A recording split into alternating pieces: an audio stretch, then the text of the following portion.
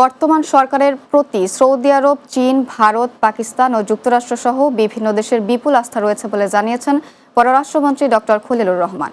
সোমবার পররাষ্ট্র মন্ত্রণালয়ের সাংবাদিকদের সঙ্গে তিনি কথা বলেন। তিনি বলেন, তারা প্রত্যেকেই বাংলাদেশের সঙ্গে কাজ করতে গভীর আগ্রহ প্রকাশ করেছেন। পররাষ্ট্রমন্ত্রী আরও বলেন, স্বাধীনতা, সার্বভৌমত্ব, পরস্পরের অভ্যন্তরীণ ব্যাপারে হস্তক্ষেপ না করা এবং জাতীয় মর্যাদা এসব নীতির ভিত্তিতে কার্যক্রম চলবে। এ সময় প্রতিটি দেশের সঙ্গে পারস্পরিক স্বার্থ সংশ্লিষ্ট সম্পর্ক গড়ে তোলার আশাবাদ ব্যক্ত করেন তিনি।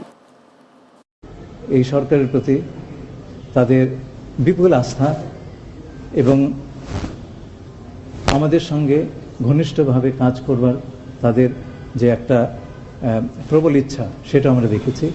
তাদের সবার সঙ্গে আমরা অত্যন্ত গভীর সম্পর্ক আমরা চালিয়ে যেতে আমরা প্রতিষ্ঠা করতে পারবো।